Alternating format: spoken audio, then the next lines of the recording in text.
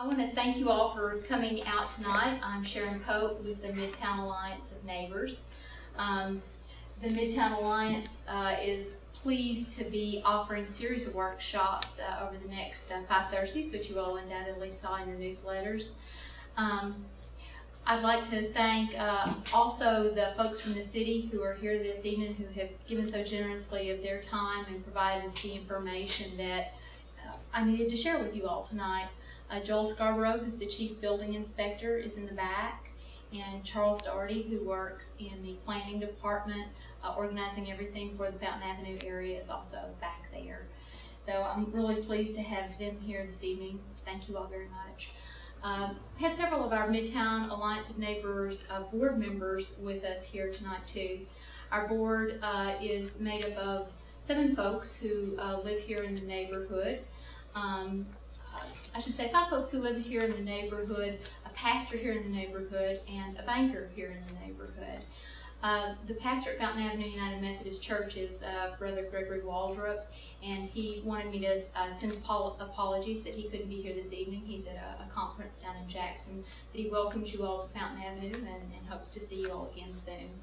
A couple of our other board members are here. Don McConney is sitting there, and also in the back is Christine Turner. So say hi to them if you have a chance later. I wanted to start this evening. The real focus of this evening's program is on what repairs will I need to make to my home, understanding the city inspector's role. But before we get into that, I wanted to tell you all just a little bit about the Midtown Alliance of Neighbors, just so you know. The Midtown Alliance creates strong neighbors and neighborhoods in Paducah, Kentucky through education, community activities, and home rehabilitation. And we have a whole series of things that we try to do to support that. We support potential and current homeowners in the neighborhoods. We recognize that strong neighborhoods include both solid houses and dedicated, knowledgeable property owners. I'm going to make you a little more knowledgeable tonight, right? We respect the unique historic qualities of many of our neighborhoods and encourage the creation and maintenance of housing that's both affordable and code compliant. We seek to provide information about rehabilitation assistance, which will strengthen both the physical neighborhood and the sense of neighborliness here. And we hope to connect neighborhood partners to help serve and invest resources. In this past year, we have rehabbed a house at Martin Luther King Drive. In addition to the house that we rehabilitated on Martin Luther King and were very pleased to sell last fall to Jimmy and Betty Irvin. Going backwards and forwards. We also have worked with Repair Fair, helping low and moderate income folks in the neighborhood with one-day volunteer-led things. We did that twice last year. We've also been helping the city with some clean-outs of some of the houses that they own in the neighborhood so that they're a little more attractive to people as they begin to walk through.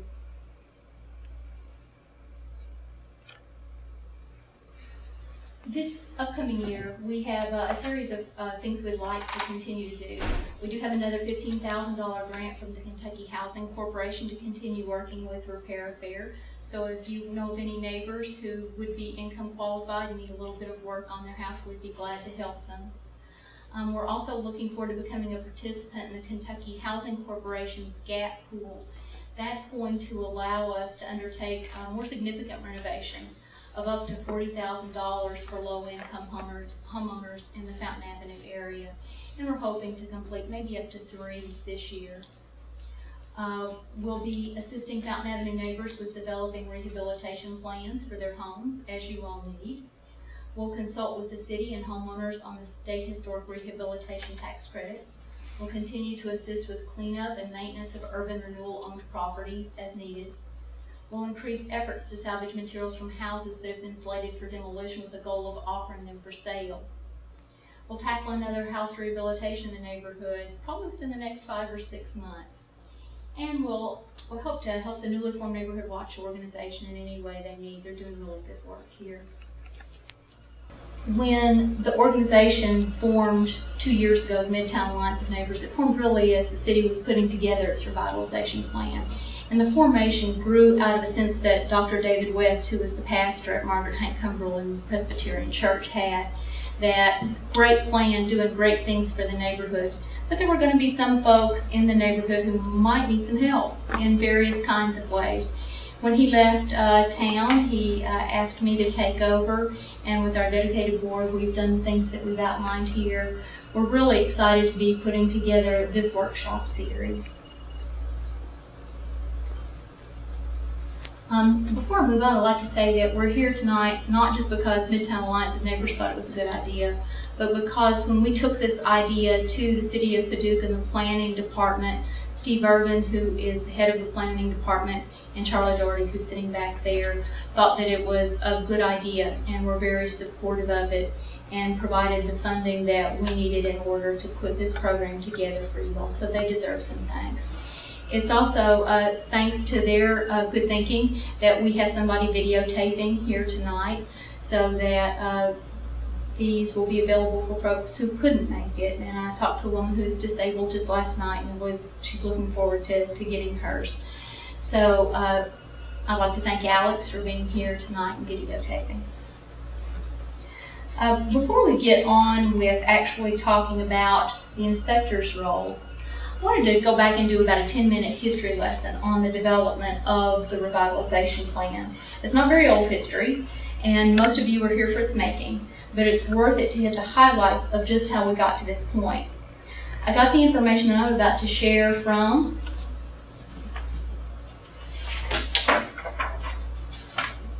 the revitalization plan. There are some copies here at the church. There are copies down at the planning office. If you have internet access at all, you can log on to the city's website and look up anything that you ever wanted to know about the revitalization plan. It's all here and you can see it in black and white.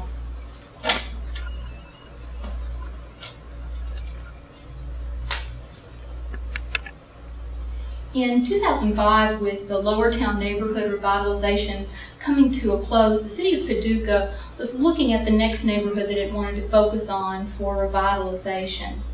By the August of 2005, they had settled on working in the Fountain Avenue area, and they held 2 public meetings here. At those meetings, 100 people came, and they asked of those 100 people 3 basic questions. What are the positive aspects of, that's the Fountain Avenue survey area? What are the negative aspects of the Fountain Avenue survey area? And what would make Fountain Avenue a better place to live? Good questions all. 45 people turned in cards. And overwhelmingly, what people really liked about living in the Fountain Avenue area was its location and accessibility, top with 22 points. Next are some of the striking physical features in the neighborhood. The people themselves are one of the things that make this a nice neighborhood to live in too. Others grow out of and are benefits of the physical features that make this neighborhood so nice. And because there are beautiful old houses and Circle Park and old churches, there's a sense of history. There's affordable housing stock and also a potential for higher housing values here. It's different and unique. It doesn't feel like every other neighborhood in the city. And there was already good stuff going on even then. They also asked what the negative aspects of the area are. And I think this is very instructive for us to think about today. By far and away, the number 1 negative ranked aspect of the neighborhood was property maintenance issues with 40 points, 40 mentions, I should say. If you add in other categories that are also property maintenance related, low maintenance rentals, litter, abandoned homes, high rental rate, abandoned cars, a full 81 responses of the 166 total responses given were related to poor property maintenance. So that's half of the responses, half the things that concern people that they didn't like about the neighborhood were related to poor property maintenance. Second on the list were responses that were related to safety and policing. Some of these are more serious, such as crime and drugs, and some are equally annoying, but perhaps less serious, loud music from cars going by. The third main negative that was mentioned is also the third point totals by a pretty significant amount, lack of infrastructure maintenance. the roadways, the alleys, the sidewalks, that sort of thing. So the things that people saw as negatives in that meeting way back in 2005, safety and policing, that shouldn't be safety and policing, that should be safety and housing, safety and housing, then policing, then infrastructure issues. Sorry about that. Then they asked a really good question, which is what would make Fountain Avenue a better place to live? And not surprisingly, these responses about what would make it a better place to live are connected to what is negative about the neighborhood.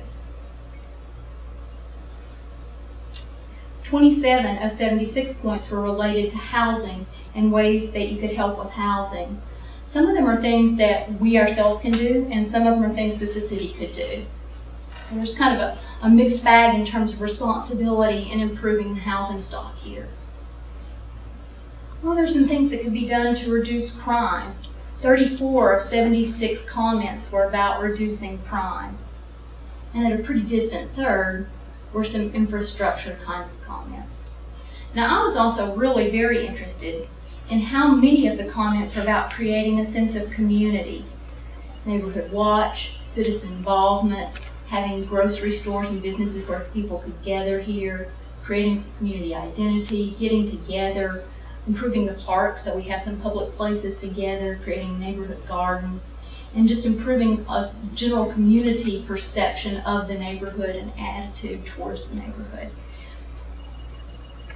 As I look at all of these areas, from infrastructure through reducing crime, through help with housing, down to this sense of improved community, I'm really pleased and excited that there are programs and conversations going on now, that there are grassroots groups like the Midtown Alliance of Neighbors and like the Neighborhood Watch that are having conversations, and that there are pushes and nudges that are moving us in just every single area toward improving the neighborhood.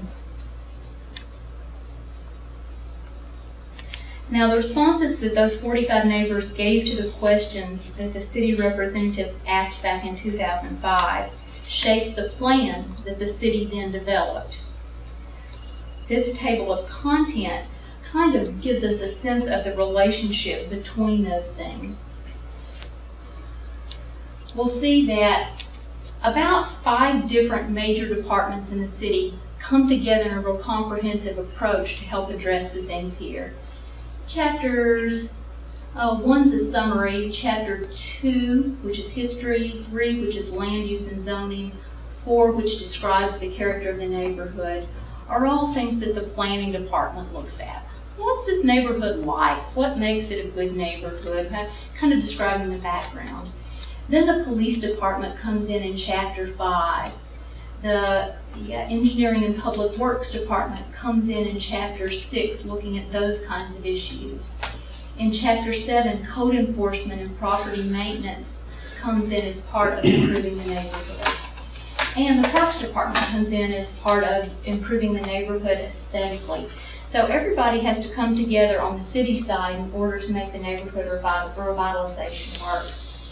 Our focus tonight and over the next few evenings is on chapter 7, that code enforcement and property maintenance section. This is the chapter that probably, truthfully, requires the most from us as homeowners. If you all would like to hear more from the city officials about where we are and where they are with the other chapters and the other parts of the plan, I'm sure we could probably arrange that at some point later. Just let me know if you're interested. Before we start talking about inspections, I would like to give just a few highlights of where we've come since those first discussions back in 2005. Very early on, increased police protection was key in cleaning up the drug dealing on the street. And I've got to say, I'm pretty pleased that it's been years since I regularly saw the telltale signs of loitering and cars stopping down on the corner of 16th and Monroe or over on Harrison. I'm sure that most of you all don't miss seeing those things in the neighborhood either. There have been some recent changes. Many of you all know that there have been several burglaries in the neighborhood in the past 7 or 8 months, and a robbery.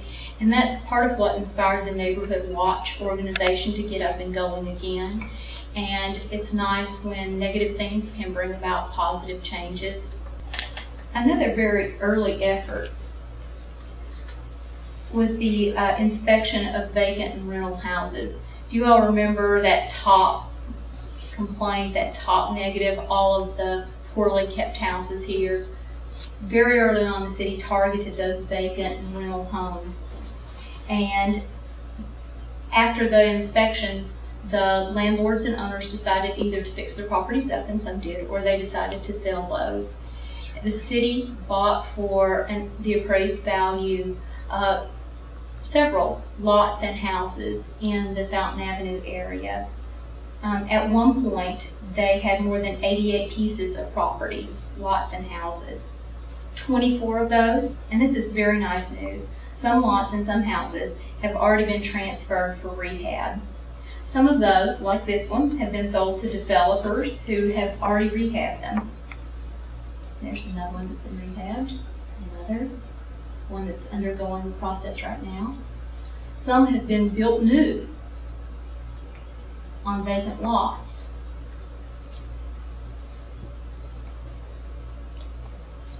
Individual owners have also purchased houses for rehab.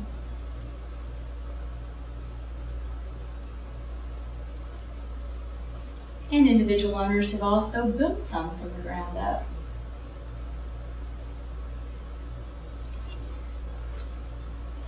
There are an additional 11 properties that have been torn down. These were damaged by fire in such bad shape that they really weren't salvageable anymore. You may have noticed just in the past few weeks, I think 4 have disappeared in the past few weeks. So ones in the worst shape are disappearing, 24 have already been sort of turned around.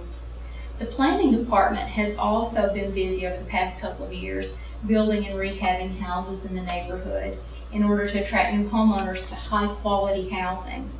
They've completed these houses using money from the Kentucky Housing Corporation. The money that they use stipulates that the homes have to be sold to low or moderate income buyers. 9 of them have been completed and all but 2 have been sold. As they complete this project later this year, they'll be applying for money from these same programs. Some portion of this may be used to help the neighborhood's current low-income homeowners in some way. We'll discuss more of this in our next session about funding rehab projects. There are an additional 28 houses and 36 lots that are for sale, and they're for sale to a buyer who comes with $1, a good plan, and the funding to get that plan off the ground. So if you know of anybody who would like to come live in a nice, livable, walkable, good neighborhood, encourage them to go down and talk to Charlie at the city, and he can hook them up with a house or a lot. The city's doing something else that I think is very interesting. These 2 houses, they've undertaken completing the exterior rehabs, and if you drive by these on North 16th, they're really looking very nice from the outside. These will be available. Of course, they'll have to recover some of what they've put into the exterior rehabs, but whoever buys these houses, they're going to have about half of the work that somebody buying a totally unrehabbed house would have to do. They look really nice, it's really well done. They'll just be finishing out the systems and the interiors. I just wanted to make sure that we all had at least a broad understanding of the city's plan and of where we've gotten to and how we've gotten to be here before we launched into inspections. Do any of y'all have questions about the big picture that you'd like to ask now or have an opportunity to ask at some point later this summer? Okay, let's launch into inspections.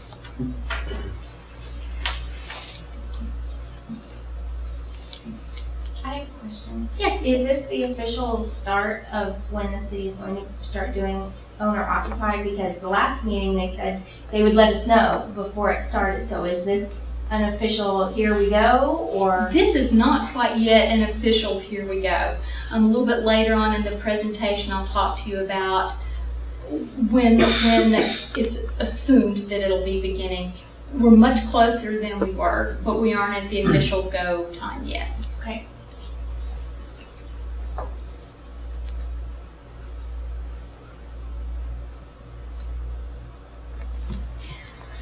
Right now we need to focus on the part of the plan that deals with your home and the requirements that it be inspected and the improvements made where necessary. Tonight we start by helping you to understand the inspections requirement and the inspections process. I'd like to invite Joel back in the back to interrupt me, to add, to correct at any point that I misstate something, or I didn't think to get the right information, or I didn't put it down in my notes right. So please input at any time, Joel. Thank you. Let me just start by saying that the prospect of having your house inspected is about like the process of being audited by the IRS. You may know that you need help. You may have a wish list or a honey-do list, but you have no honey, no money, no energy at the end of the day, no idea where to start.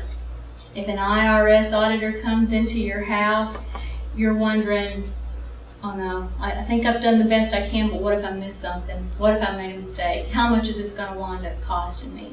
And those are some of the same thoughts that may be going through some of your minds right now. Now, while some of you may not know where to start, maybe you have started and you are working. You just aren't sure that your schedule and pace is going to match what the city's requiring. Or maybe you've done the work. There are a few minor things that have kind of cropped up over the last few years since you finished it, but your real worry is that maybe there's something big that you missed somewhere along the way. There's something that's going to be expensive to fix, and you are already pretty worried about the little stuff that you knew still needed to be done. Or maybe you're pretty comfortable about yourself, but you aren't really that sure about your next door neighbor or that person down the street, how they're going to manage. In the last few months as I've worked on this, I've talked a lot with folks down at City Hall, and I'd like to assure you all that after talking with them and working with them, the city's goal is to work with you to make this neighborhood a nicer place to live. I think that one of the things that makes the prospect of inspections kind of scary, and some of you that have lived here a long time may remember this feeling when the revitalization plan was first put in place, you weren't really quite sure what the goal of inspections was going to be. There's maybe this kind of niggling fear that it was really just a way to get rid of the folks that already lived there so you could get some new folks to move into the neighborhood. That is not the case. I can assure you of that. I want to suggest not only that you fully embrace the fact that the city wants this neighborhood to be as great as you want it to be, but that you try to look at the inspections officials in a different way. The friendly IRS agents. The real goal of the inspector is not to intimidate, scare, make your life miserable, anything like that. The real goal of the inspector is to guide and to protect you as the homeowner. Now you might be saying, what do you mean guide and protect? There are really two main types of problems that the inspector looks for. There are life and health safety issues, and there are property maintenance issues.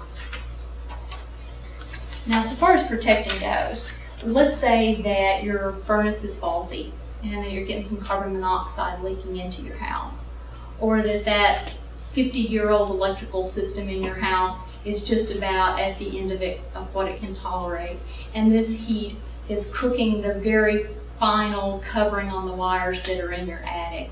Those are pretty serious life and health safety kinds of issues that the inspector can help you spot and avoid. I would point out too that even a hole in your floor or on your porch, you're creating a real liability if there are holes in a weak spot on your porch floor. And so the inspector can actually save you some pretty serious dollars if he's having you correct a problem on your front porch. The inspector can also protect your pocketbook. That leaky roof or that overflowing gutter, those things, if not corrected over time, create worse issues for your house, which cost even more. And so the property maintenance issues are a way of protecting homeowners as well. The city already has some 60 pieces of property still in its inventory, and the city does not need any additional pieces of property in its inventory. They don't need properties. What they need is for us all to realize that we need to work together. We need to think calmly about what we each need for our own homes, and we all need to work together to improve our homes in the neighborhood. Now, what is the inspector's role when he comes to your house? What's he going to look at? What's the process that the inspections department will use when doing the inspections in this neighborhood? And what happens once your property is inspected? These are the big three that we're going to look at over the next hour or so. What do inspectors look at? Well, they don't just make things up. Everything they do is guided by codes. They're guided primarily. Here's the table of contents from the International Property Maintenance Code. You'll see here, starting about Chapter 3 is where you get into the real guts of what the code covers. These are the general requirements. Chapters 4 cover light and ventilation, 5 are additional plumbing codes, 6 are additional mechanical requirements, 7 are additional fire safety requirements. But Chapter 3, this guides section by section what the inspector looks at as he looks at the exterior part of your property.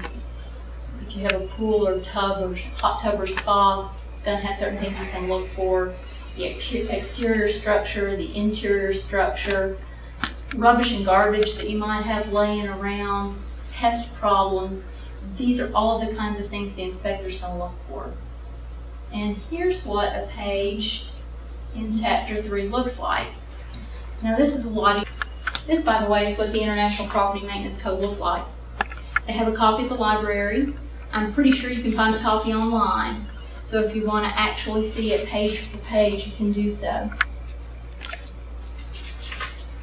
Sharon, have you Yeah. found a copy online, because there's not supposed to be? Oh, well, maybe there's not. I hadn't. It's copyright Google protected and everything. not supposed to be, not saying that Okay. somebody has not done it, so. Okay. Just for a point of clarification, it's not supposed to.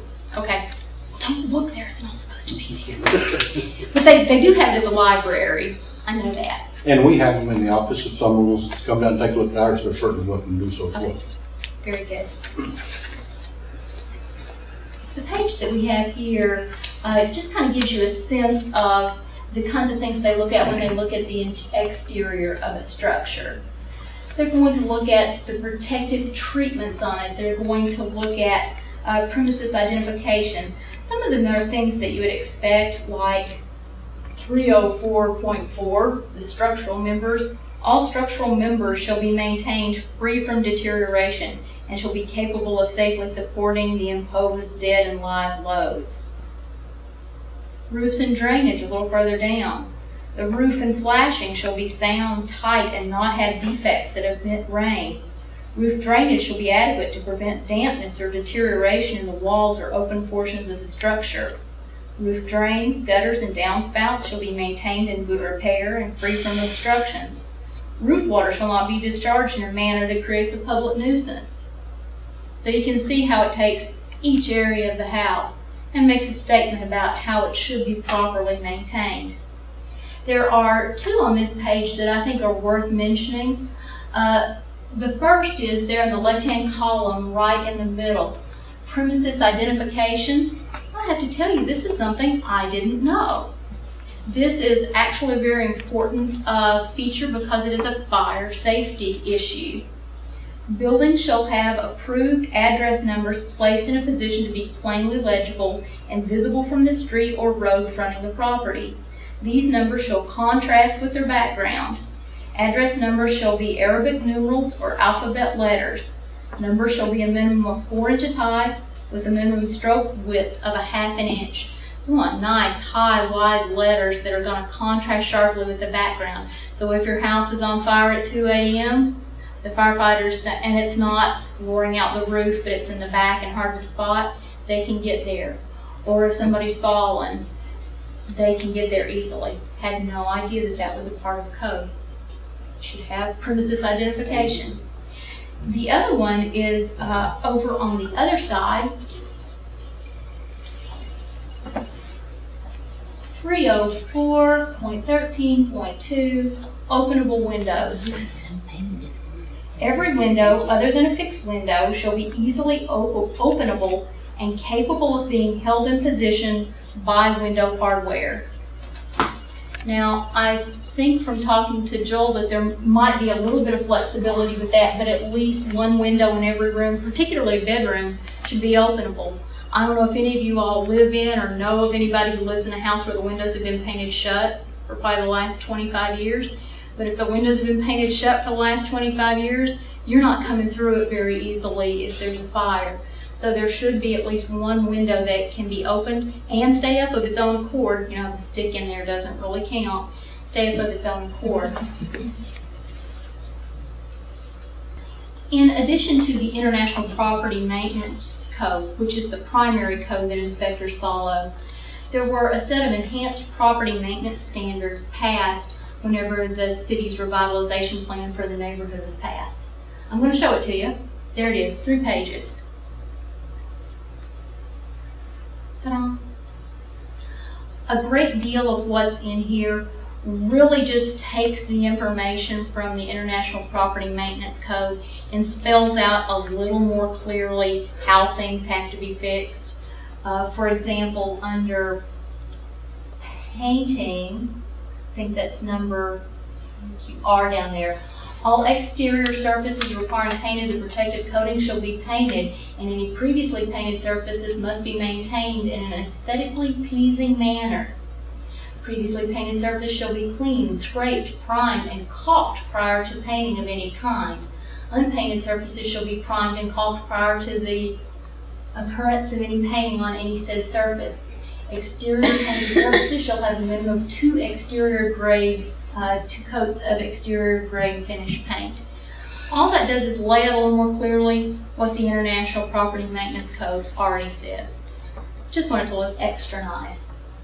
There are a couple of points where the enhanced standards could ask you to change things that the International Property Maintenance Code would not. One of those is back on the 2nd page, down toward the bottom, talking about roofing shingles. And it's all of the normal stuff you would expect about roofing shingles. They should be in good shape, should be tightly adhered. But number K down there, all composition roof shingles shall match in color, grade, and profile. I don't know if you all have ever seen those kind of patchwork looking roofs where there are about 3 or 4 different colors of shingle on it. The International Property Maintenance Code would allow for that. It's functional, it's going to keep the water out, but it's not very aesthetically pleasing. And so if you have to do any roofing under this code, or if you've got to do very many repairs to your house, you might be asked to fix your patchwork kind of thing. Or certainly if you're doing roofing work, not to create a patchwork. And Sharon, if I may add there, we certainly would not be objectionable to listening to someone presenting a patchwork design or something that they wanted to do.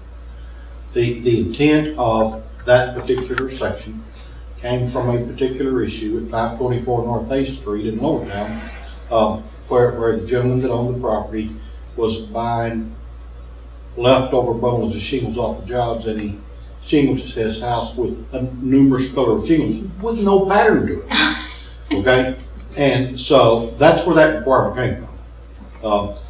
So that, no, we don't want to see that. Don't go around town buying leftover shingles from roofers and just apply them in any fashion with a mixed array of colors. But if you wanted some diamond pattern of coloring, similar to like, and one that comes to mind is Slate, but Grace Episcopal Church, you know, they have a design of colors. We would certainly welcome that. So if someone has some pattern in mind, it will be interested in talking to you. It's the lack of pattern that's a problem. That's correct. The other thing, which is something that you could be asked to change, and I notice the emphasis here is could be asked to. I don't know how clearly you all can see point M there.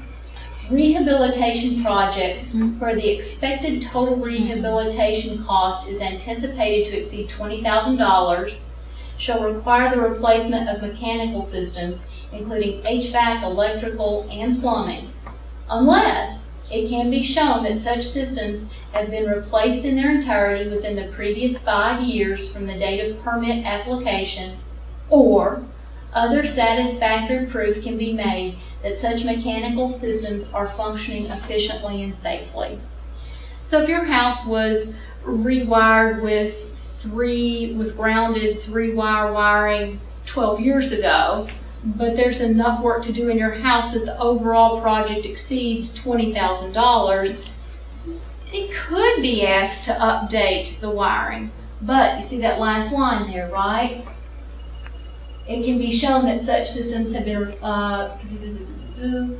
proof can be made that such mechanical systems are functioning efficiently and safely. The inspectors are going to look at the system. If it's a 3-wire system that is functioning efficiently and safely, even if it was put in 12 years ago rather than 5, they're not going to ask you to change out the wiring. But if you have a floor furnace that's kind of on its last leg anyway, and you're having to do more than $20,000 worth of work, they might want you as part of that project to upgrade to a more efficient kind of system. Joel, is that accurate, fair? That is fair, and that is accurate. Yes, ma'am. It really is one of those things that if your total anticipated project amount is likely to be more than $20,000, you'll just have the discussion with the inspector about it. Probably is not going to affect very many people. The real heart of what guides inspection is, as I said before, the International Property Maintenance Code. Now they're going to take the International Property Maintenance Code, and they have already done this, and they have sort of created for themselves a list of those things that they see most commonly in buildings, both residential and commercial. It's sort of a sheet that helps them jot down notes about what they're going to spot when they walk through a property. And they're going to take this sheet with them, and they're going to take a camera, and they're going to walk through the property, both inside and outside. And let's look a little more closely at some of the kinds of things they'll be looking at as they walk through a property. When they walk up to a house, they start looking from the roof down. And on the roof, if they see shingles that are torn and missing and obviously worn away on the edges, that's something that is not properly maintained. Sometimes at a house, the roof will look fine, but then they walk around on the back side and realize that the whole roof hasn't been maintained to the same quality. There's another roof where literally all of the sanding finishes is gone off the shingles. Here's a really good example of that multicolored shingle combination. You'll notice that these are in pretty good shape. It was replaced more recently. Whether those would need to be replaced depends on the larger rehabilitation project and the situation at that house. And if I may jump in right there, though, for the purpose of that enhanced standard, if they're not working on that roof, we're not going to write it up for being 2 colors. If it needs to be replaced, they can't replace it in 2 colors. But no one's going to get written up for having 2 colors. Good, that's a good clarification. Thanks, Joel. Here's another roof that just has a couple of stray shingles missing. The rest of the shingles look fine. That is something that the inspector would note, though. There are a couple of shingles missing. Here's kind of looking up under the eave, and I don't know if you all have ever spotted these kinds of roofs in the neighborhood. There are at least 4 layers of shingle on this roof. If the top layer of shingle, if your roof has multiple layers of shingles on it, and the top layer is in good condition, they will not ask you to remove the roof in order to get rid of the multiple layers. However, if the top layer is in such condition that it's ready to be replaced, you're not supposed to have more than 2 layers of roofing on a roof. And that's something you should probably keep in mind if you're looking at getting your house roofed. And sometimes people try to save the money by not doing the tear off. No roofer should put a 3rd layer of shingles on your roof. And there's a reason for that. Anybody know why? Too heavy? Way, You're way absolutely right. Weighs 24 pounds a square foot, and do that times 4. And the structure's not designed to carry that kind of dead load. 24 feet. per square foot per layer. 24 pounds per square foot per layer. Here's another one with some of the multicolor shingles. And this one is something kind of interesting. You all see that line that comes down kind of parallel with the corner of the roof, making a triangle over there. This is the sort of thing that the inspector might note and notice, and what might run through their mind is, wonder why there's that line coming down there. Wonder if it was just an addition that's all properly braced but not quite lined up okay, and the roof's okay, so there's no issue with it. Or maybe that suggests some sort of structural issue that might need to be dealt with. I might need to go up in the attic of this house and take a closer look at the structure and make sure everything's okay there. Here's another roof line. If you'll look just along the very top of the roof line, can you all see it doing this number, like this way back there? That really is not that uncommon to see the center of that ridge kind of dipping down a little bit. That's another case where if the inspector sees that, he may want access to the attic so he can determine if the framing's okay. Maybe it's already been corrected and so it's not going to sag anymore. Here's a close-up of an interior of a roof. It was a roof which was framed in a way that you would never see a roof framed today in new construction. The top eave pieces were 2x4, not 2x6 or 2x8, and they're spaced about 24 inches apart. And then there were the 2 or 3 layers of shingle on top of it, right? And some bodies that began to sag, well, they just came and they shot like a 2x4 in here, just once in a while. They shot a 2x4 to try to keep it from sagging down more. That kind of support in there isn't really sufficient to hold up what's happening there. A more correctly built kind of knee wall we need to be put in there to support it. I think what most contractors and inspectors would recognize is it's very difficult to get the sag that's already in there back out, but you can arrest it in place so that it doesn't get any worse. If an inspector came up and saw this, you might want a knee wall. If he came up and saw a nicely constructed wooden frame and you're really holding it in place, he would recognize structural issues already been addressed. It's not an issue anymore.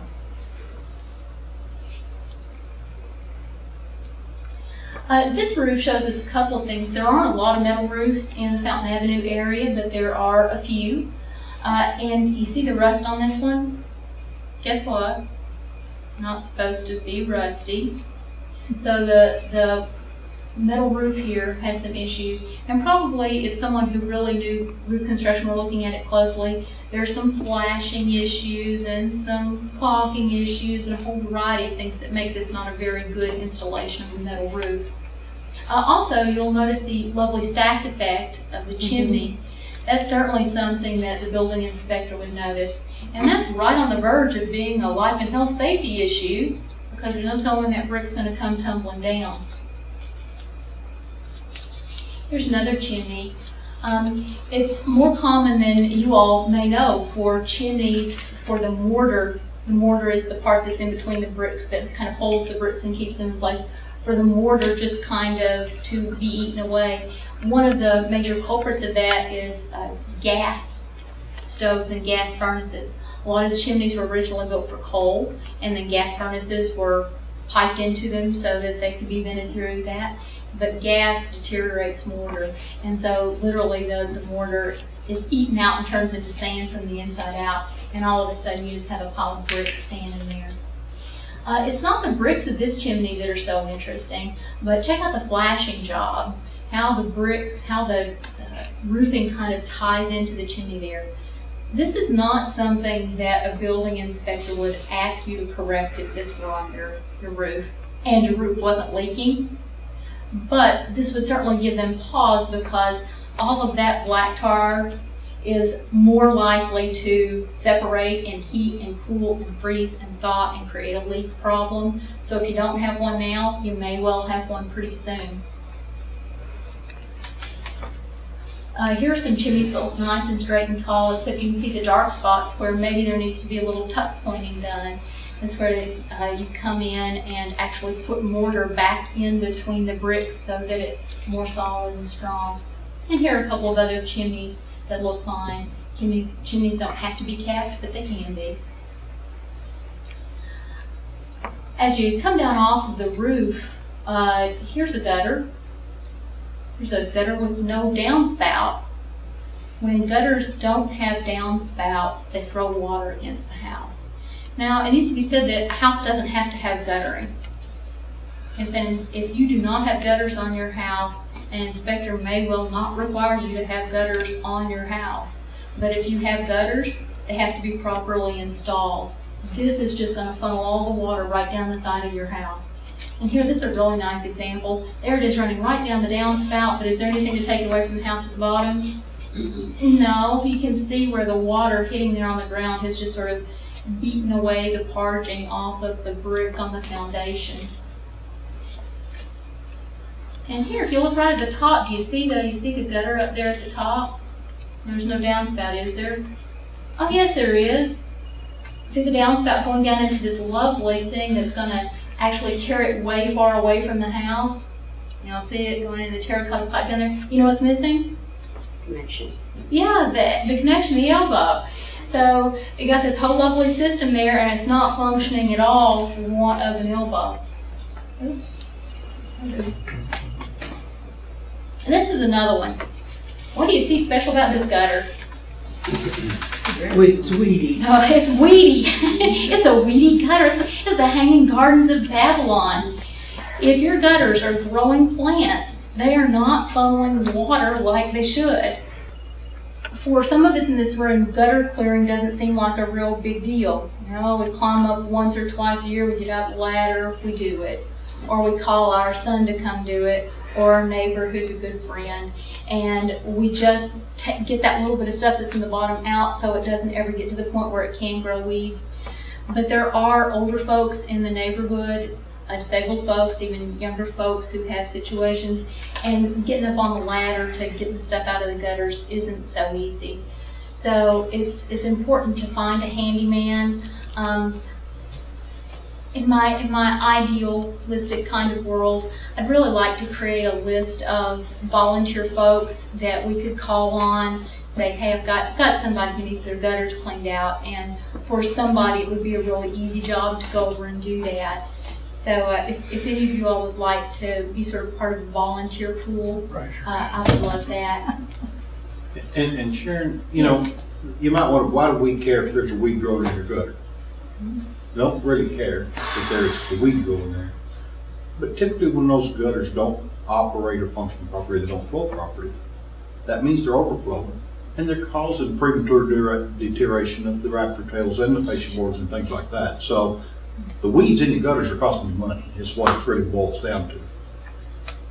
And Sharon, I need it's my much less expensive. It's much less expensive to clean the gutters out than to deal with our cope with the results of having not cleaned them. plus it looks awful. Well, I agree, that looks awful. Well, you've also got that power line right there, which is extremely dangerous if that gutter comes off there. It's completely a non-issue, because for a phone call, the power company will come by and put the protectors on it for the duration of time that you need to clean your gutters. They'll put those covers actually over the wires at a distance out to a reasonable distance. Yeah, I wouldn't want to get up there and clean that gutter the way it is. Well, but you wouldn't want to have to get up there and replace the gutter and the fascia boards and the rafter tails either. And so that's what I'm saying, it's the lesser of the evils. Right. Here's another real similar kind of situation. If you look closely up there, do you see the leaves actually coming out from the top of the downspout? This is one of those semi-hidden gutter systems, which was common on very early 20th century houses. And what's unfortunate is because the gutters are hidden, lovely, very nice, very pretty when it functions, but because they're hidden, water can actually be running down inside this vinyl soffit, and it probably is because it's obviously totally clogged with the leaf there and creating just the kind of rot situation that Joel was talking about, where when that vinyl soffit's removed, the wood may totally be eaten away in that porch. Oh, here's a lovely piece of gutter not doing quite what it's supposed to. If it's up, it needs to be up and properly installed. Here's a really nice example of what happens sometimes when you don't have gutters. The inspectors, if you don't have gutters, and even if you do, will be looking to make sure that the water drains away from your house. Water is not your house's friend. Water is your house's enemy. In this particular house, there was no gutter, and so the water came right off the roof and dripped right on the ground. Drip edge is not very far from the house, dripped right on the ground, which would have been maybe okay, but it turns out that this is the opening to the crawl space that goes under the house. And this house was built very close to the ground, so it was a very narrow crawl space. So what they had done was they had actually kind of dug a little trench underneath the house for a little bit to get to the plumbing. They had to replace the plumbing, had to get to it. And they dug this lovely trench they could lay in, and when the water fell, it fell and created a lovely pond.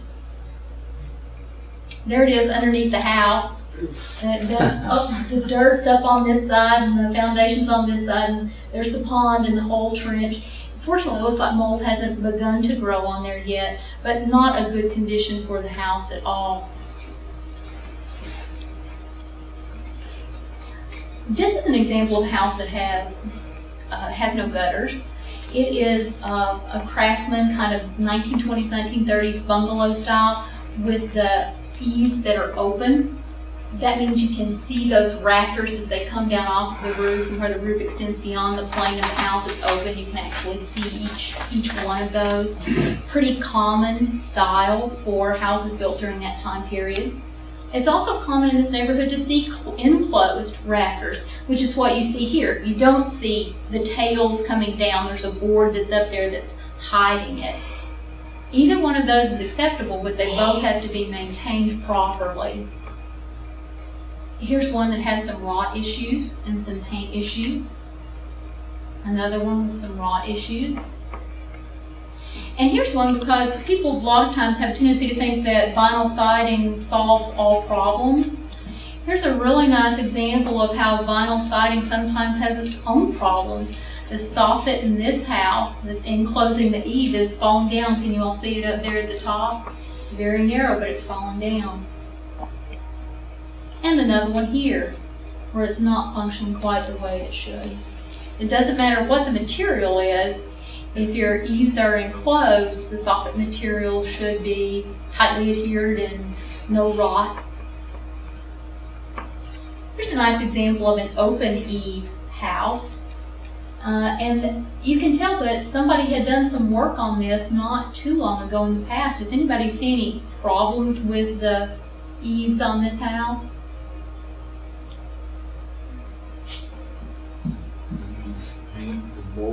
Thank you, Joel.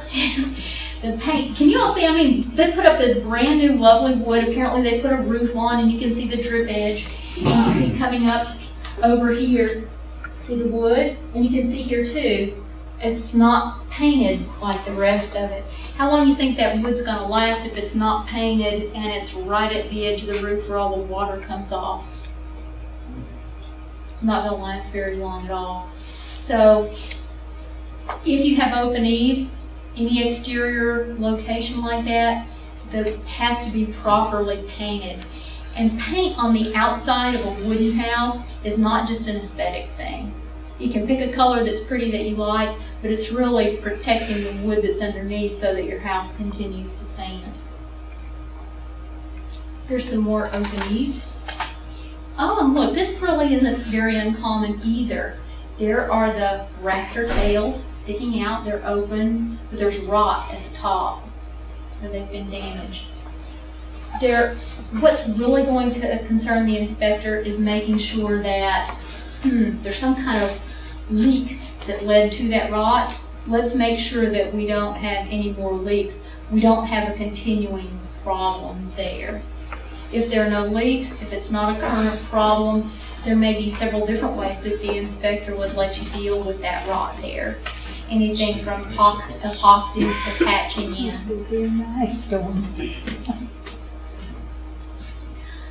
The exterior of the house, as you move down off of the roof and off of the eaves, that siding of the house can be made of several different materials. There are brick houses in this neighborhood. There are frame houses that have the original wood siding. There are houses that have vinyl siding, which mimics the wood. There's asbestos siding. Each of those kinds of finishes has its own set of issues an onset of maintenance problems that an inspector might spot. People have a tendency to think that brick is maintenance-free too. Really what happens with brick is it doesn't have to be maintained as often. While you might have to repaint a frame house every 7 to 10 years, you might not have to repoint the brick for, Darren, what, 50, 60, 75 years? Sounds good. Yeah, it sounds good. But at the end of that time, as the mortar has begun to eat out, or settlement has caused things to shift, that mortar may need to be repointed, redone. Here's a more serious problem on another brick house. You see how the whole outside of the brick wall is just kind of leaning apart and it's separated.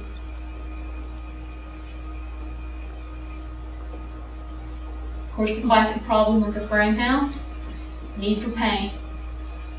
We know that house. You love it well. It's Yeah, right here's across the a- street.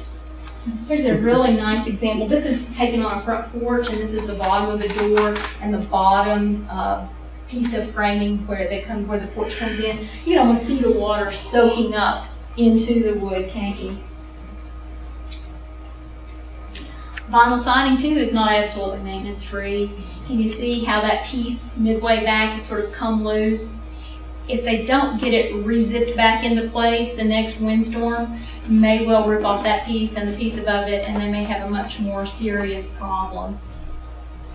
Vinyl also has a tendency to get really dirty. You know, this is growing a really nice crop of moss. And if you're not really careful with the weed trimmer, weed trimmers and vinyl siding aren't really very good friends. Rocks sometimes also get thrown from the mower. There are a whole variety of issues. And if there are holes or other places where your vinyl siding's torn or ripped apart, those are things that the building inspector's gonna notice.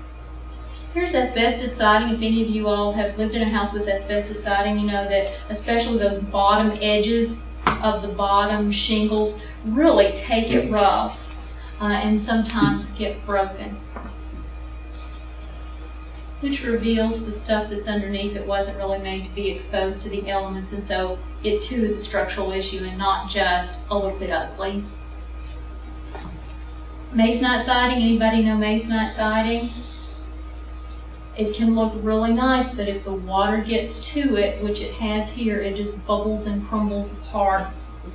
The inspector would certainly notice that. As the inspector's walking around the house and he moves from the top down and he looks down, looking toward the foundation can just reveal a whole bunch of evils. Sometimes you can see very easily problems with the sills and the foundation. You see a little bit of rotting behind this siding.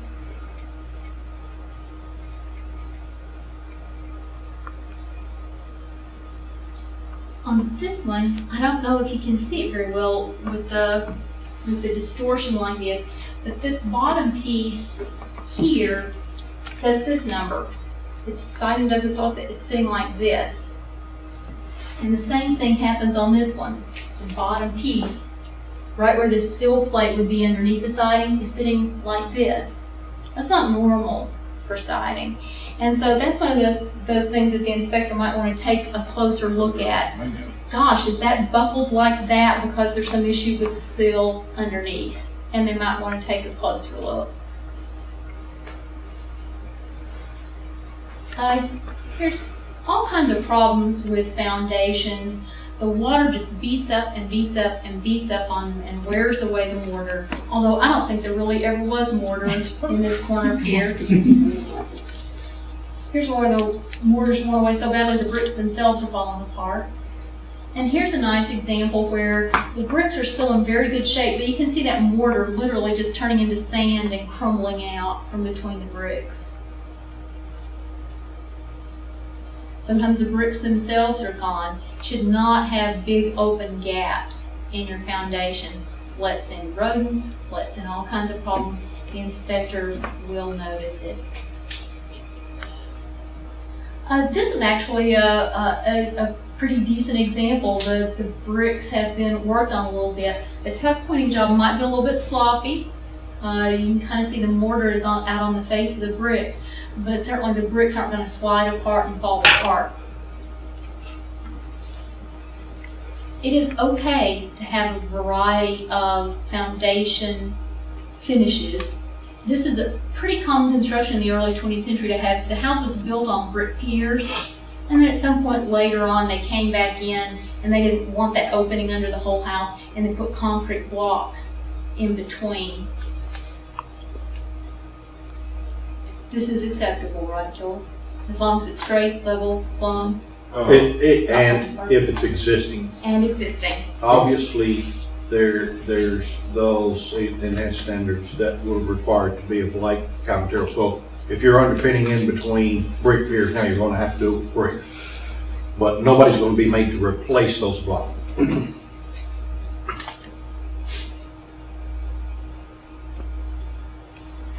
This is one that the inspector might want to look at more closely, because if you look at this, it looks kind of like what they used for underpinning was maybe paneling turned on its side and painted.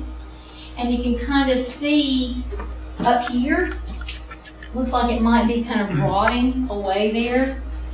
You are not allowed to use a product that's not made for exterior grade in an exterior grade ground contact application. So they'd look more closely to see if that's an acceptable thing to leave or not. If trailer underpinning is in place and it is well installed and doesn't look all wavy and bubbly and like it's about to fall apart, it is acceptable. This might be a little bit neater installation. Here's another example of a trailer siding used. But this house has some more significant issues. You all see the porch here in the front corner, right? See the column? You see the column? See the column falling through the porch? It's not working quite the way it's supposed to, and none of us that were actually living in a house would live in anything like this. But porches really are an exterior room. They have every feature that a room has. You have a roof, you have a ceiling, you have vertical supports that hold it up, you have a floor, you have a foundation, you have steps to get onto it. There's a lot to look at on a porch. The inspector, one of the things he's going to look at is the handrail and guardrails for a porch. There are requirements. If you have more than 2 steps, you should have handrail on your porch. If your porch is more than 30 inches off of the ground, you should have a rail around the porch. I don't know how high this porch is off the ground, okay? If it is less than 30 inches off the ground, it's really, that rail around the porch is just aesthetic. It's just there for prettiness. Code doesn't require it. They can have this formation or whatever formation they want already existing. If that's more than 30 inches off the ground, it's really not quite right. Porch rails are kind of like baby bed rails. They're supposed to be placed 4 inches apart so that somebody couldn't fall through and get hurt. Oh, I have all the problems on porches we have in the rest of the house, right? Oh, I would say though, that back here, y'all see how nice those porch boards look? They're thick, they aren't rotted on the end, they're squared off nicely. I don't know why they aren't painted. They aren't gonna be that way for long. This porch is interesting for 2 reasons. It's surfaced with marine plywood.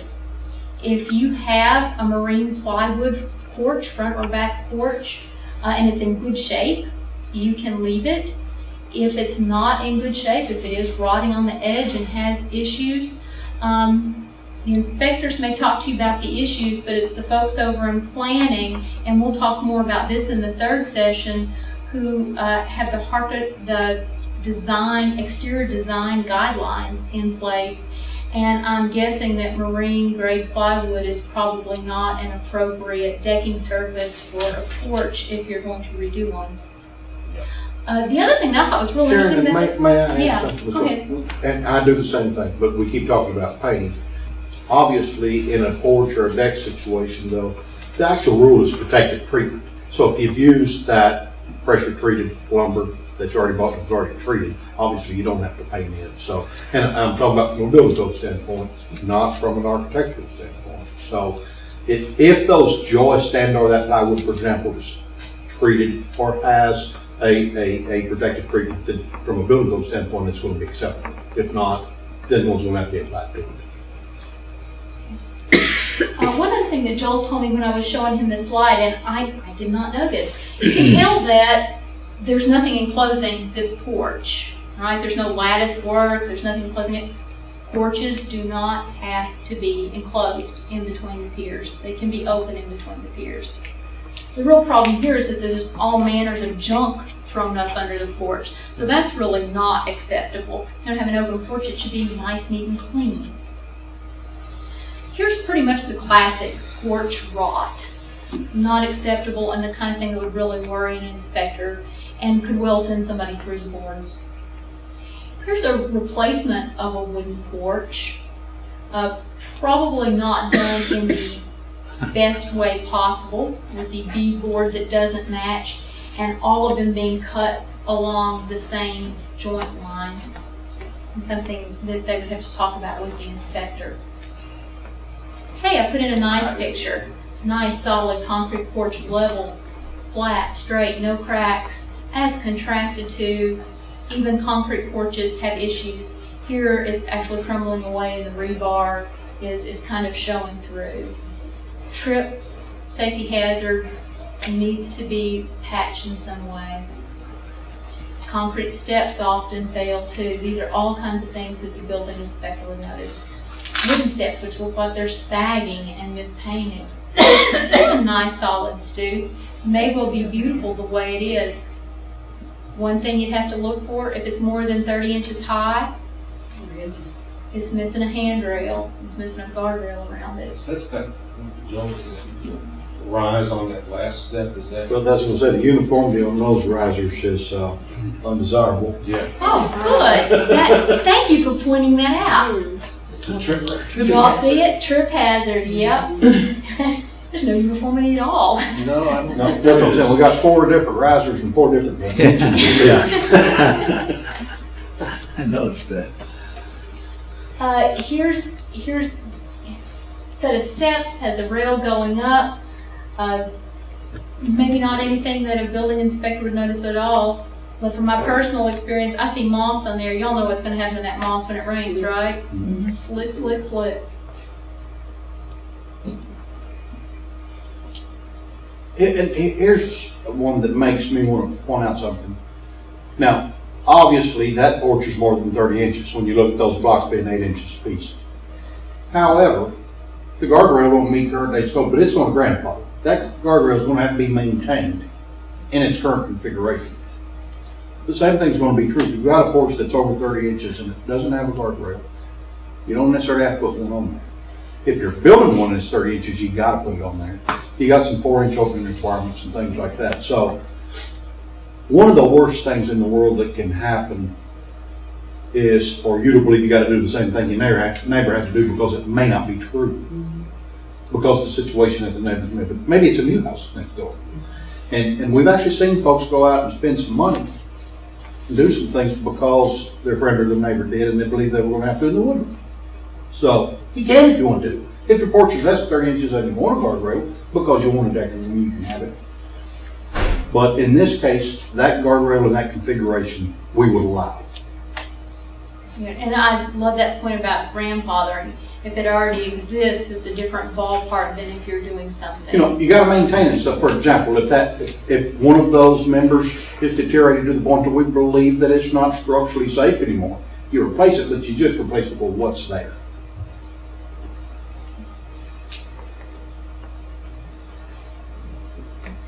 Hit the right button. Here's another not maintained really the way that it ought to, the porch rail here. They've used lattice, which might be okay if this is not 30 inches, but it's not maintained at all.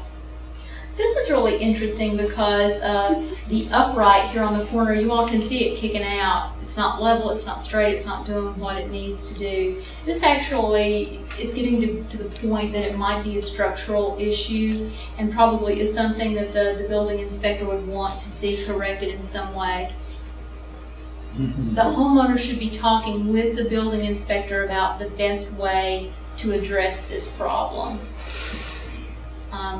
The building inspector is going to be able to give you the easiest, most cost-efficient method that is acceptable and good for the longevity of your house. Maintenance issues also on the uprights. I like this porch ceiling. It's got like a little extra wave in it. This could be one of two things. Vinyl has kind of stretches in the heat and does this kind of sagging thing, and so this may not be an issue at all other than an issue with using vinyl as a porch ceiling material. Or it could be, and I actually saw this happen this spring on a different porch, it wasn't this porch. Vinyl soffit looked fine. When we got up above and looked down on the top of the porch, roofing material was totally gone. Rainwater was pouring in. It was buckled down like that because there was a leak. But because it was vinyl, it was sort of semi-hidden, and an awful lot of rot had happened structurally before they noticed any problem underneath. So the building inspector would probably look as he went into this house to see if he saw any issues with the porch roof. There's a classic example of a porch ceiling that needs some maintenance. These old wooden porch boards, though, screwed into place, caulked, and painted, are absolutely functional, but they can't be falling down like this.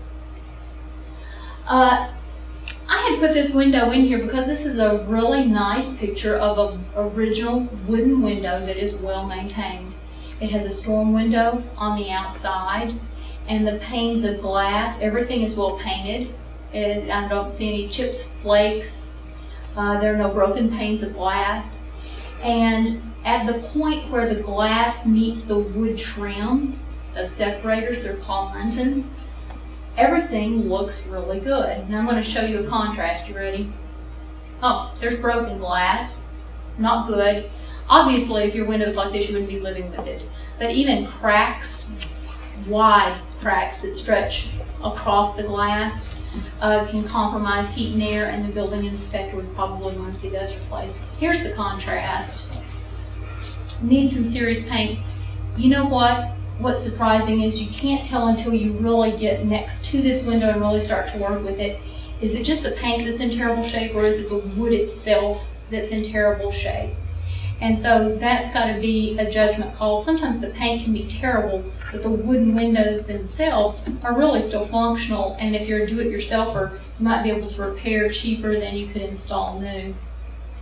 Now, I had to put this one in here because it's a better, nice, close-up example.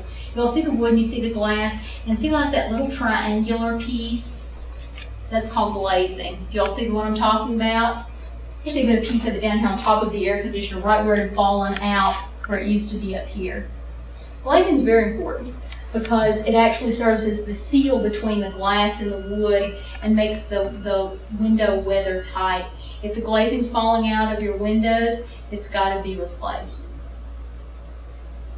And I put this one in here because And glazing has to be painted. and glazing has to be painted. It's not water resistant.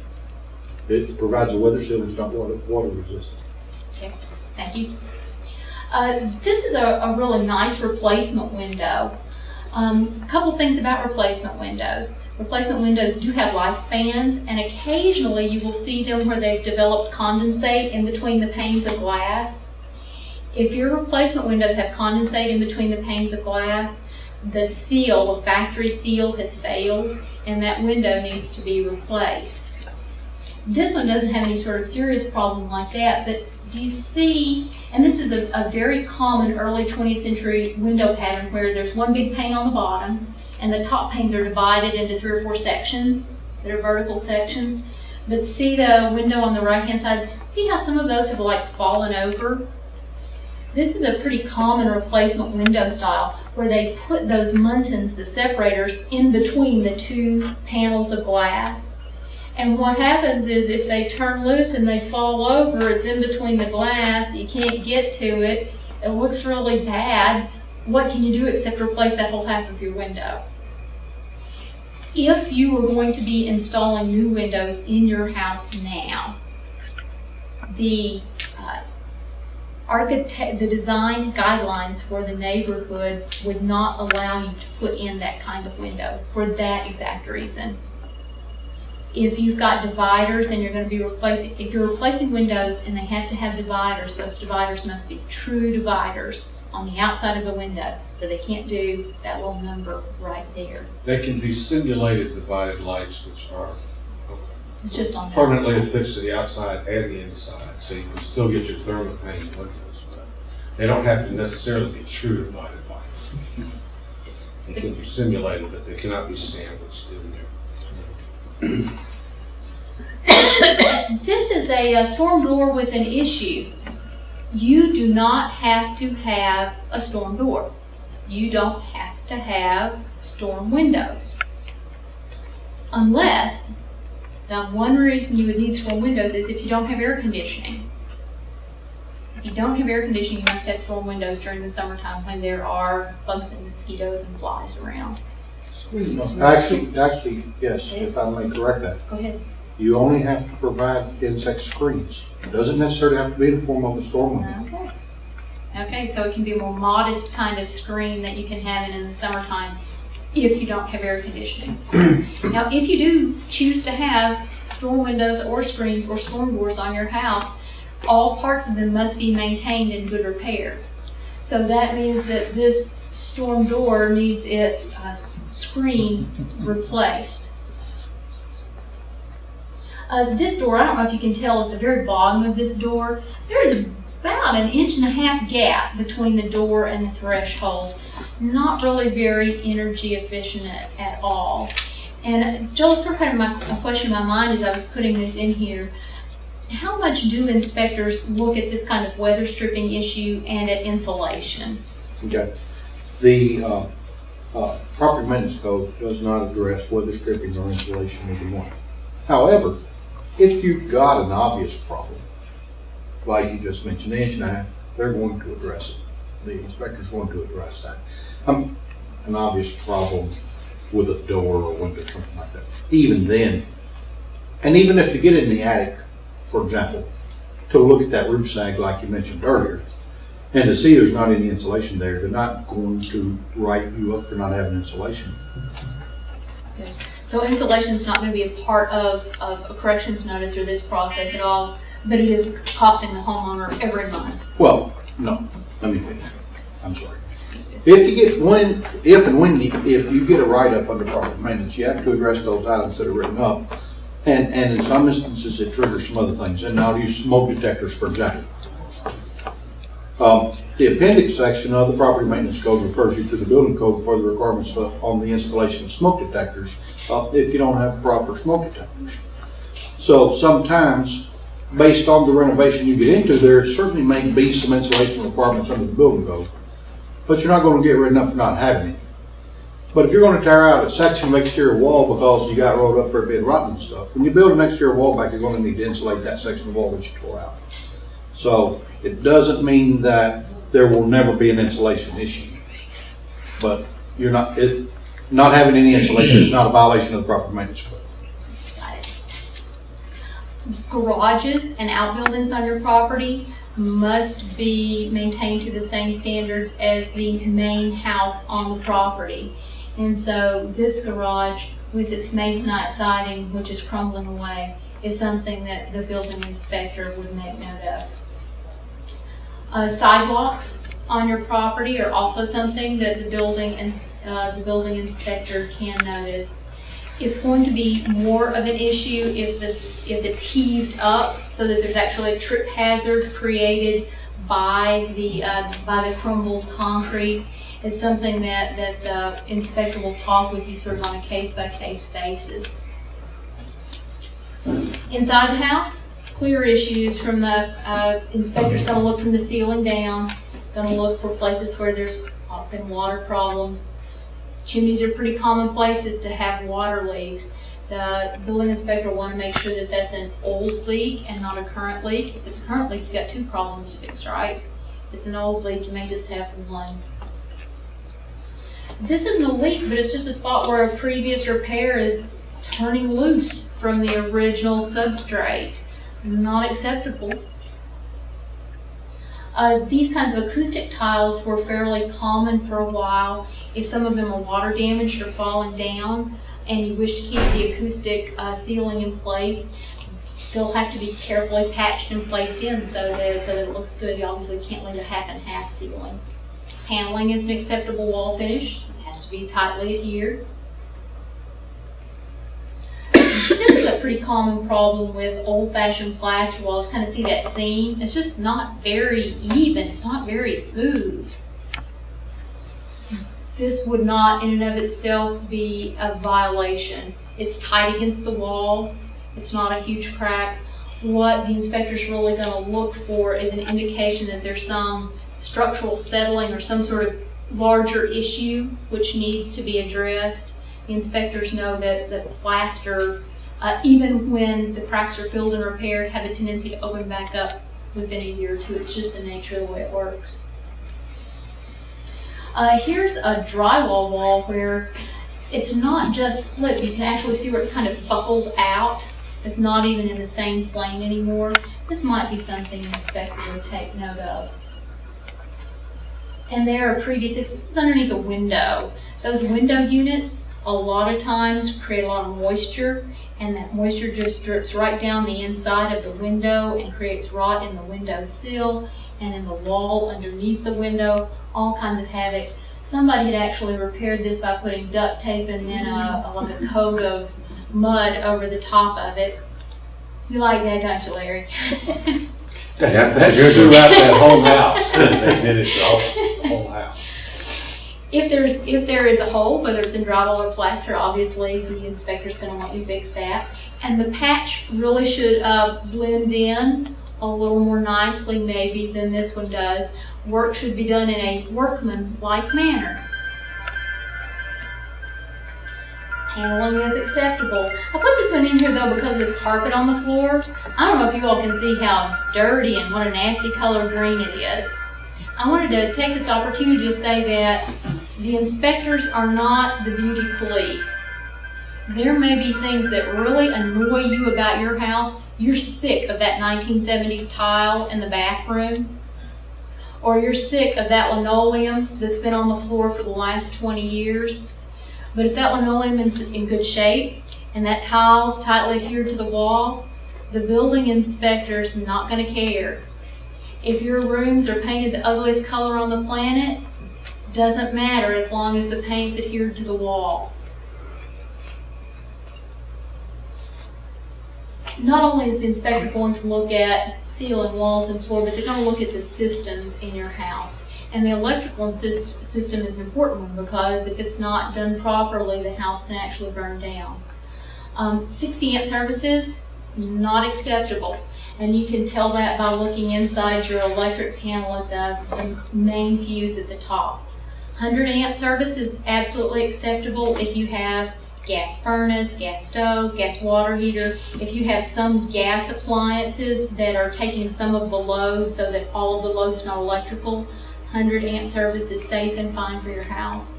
If your house is all electric, you probably need to be looking at like a 200 amp service. This panel box would be a problem because it's inside a kitchen cabinet, not allowed by code. This one has some issues, which you all can probably identify, not very well installed, period. And I'm really not sure what these wires are doing coming out of the top and bottom out of the wall finish itself. I want to show this outlet because when the inspector looks at the electrical stuff, one of the things he's going to look at is to see if your house has modern wiring. These kinds of outlets that only have 2 plugs in them are a dead giveaway that your wiring has not been updated in a long time. That third wire that's in more modern wiring is the ground wire, and it's what protects you from being shocked to some extent. All wiring systems must be 3 wires. So this 2-wire system would have to be replaced. And another 2-wire. Oh, look, if y'all can see this outlet, there's an example of a 3-wire outlet. See the 2 slanted ones and the 1 round one? That's for your ground wire. I should say though, that it is possible, and it has happened more than once, that the outlets have been replaced. They look like this with the 3 holes in them and everything looks fine, but when the electrical inspector looks more closely, they just put these outlets on the old wiring and there's no ground wire anywhere in the house. It's not the outlets that count. It's actually having that ground wire running all the way inside your walls from the panel to each outlet. And so that could be something for you to watch out for. Oh, by the way, this one does have another issue, right? No plate. No plate.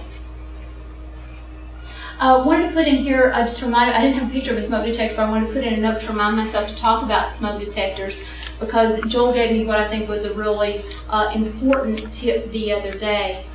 When the building inspector comes, he's going to look to see if you have functioning smoke detectors. If you have functioning smoke detectors, battery smoke detectors are absolutely acceptable. The batteries have to be in them, they have to be working, battery's okay. If when the building inspector comes, you don't have any smoke detectors up, or they're up but the batteries are dead so that they're not functioning, if that system is not working, the inspector will require you to put in hardwired smoke detectors, which will add some electrical expense to the job. So if you don't have hardwired smoke detectors, make sure your batteries are there and working.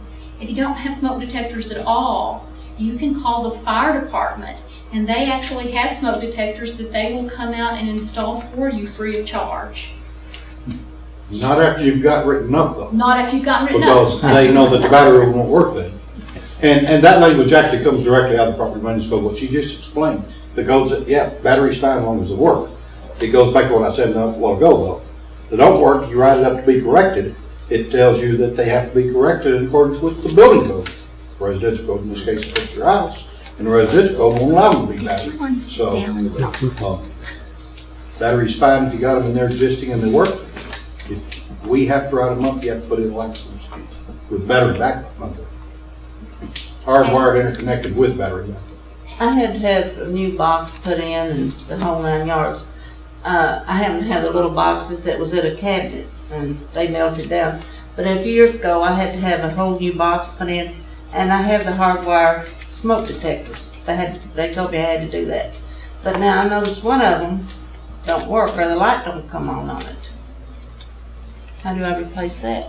Well, you can replace individual detectors simple enough, but Okay. just because the light don't come on, ma'am, doesn't necessarily mean it doesn't work. Push the button, test it, Okay. or push one of the buttons on one of your other ones. And Because if I that check, one buzzes too, then it's fine. I make sure my batteries are changed every spring and fall. That's all I can do now. Here's another slight electrical problem. The wires are running on the outside down the door facing.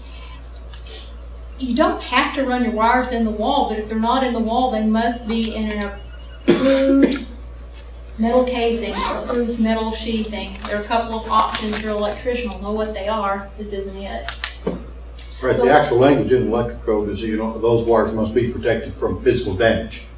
So, Okay.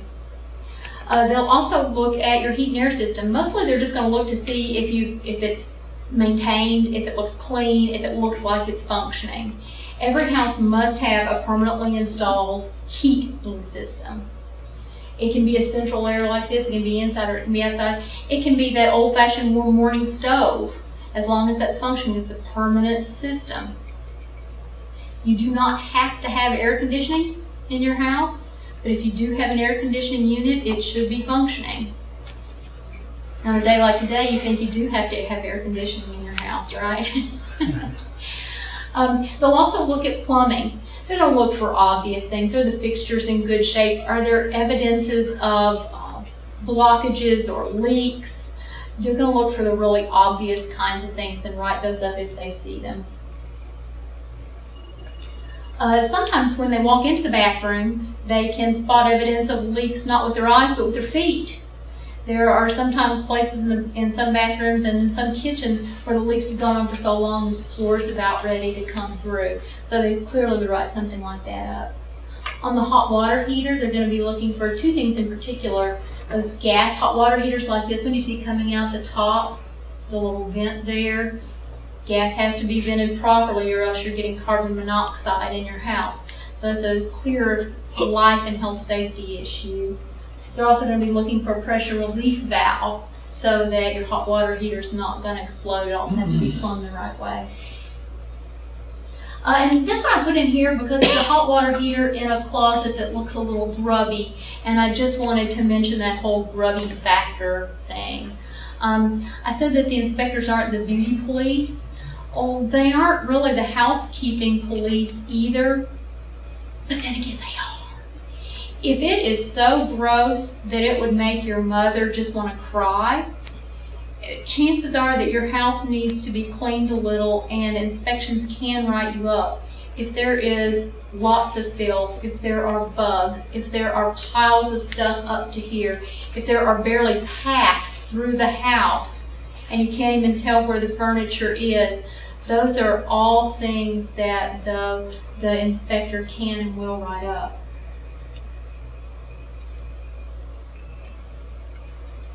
What do inspectors look at when they look at a house? Well, they're guided by the International Property Maintenance Code. They're not the beauty police, and they're going to focus on things that will make your home safe and make it last longer. What is the process that the inspections department will use in doing inspections in this neighborhood? Here's the answer to your question. When are inspections going to start? The date has not yet been set, but the city's fiscal year begins the 1st of July, and the city commission approved a budget that included funds for hiring a new building inspector. Once that building inspector is hired and trained and up to speed, they will begin doing the homeowner occupied inspections. It was part of the reason that this inspector was hired. It will probably be at the earliest toward the end of this year.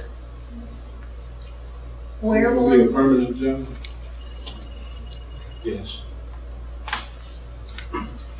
Where will inspections start and how will they progress?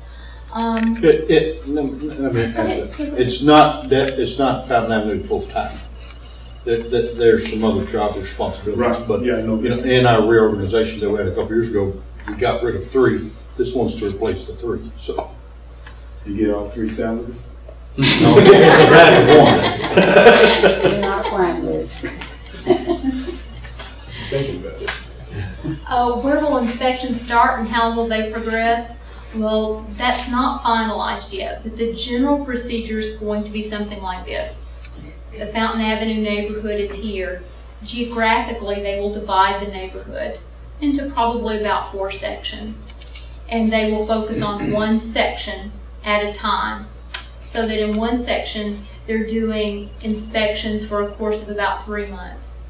And then for the next 3-month period, they'll move to the next section, and so on. So that over the course of about a year, every house in the neighborhood will be inspected. Everyone in the neighborhood will receive a letter once they've decided when inspections are going to begin, what that map is going to look like, and what area is going to be during what time period. They'll send out a letter to everybody in the neighborhood.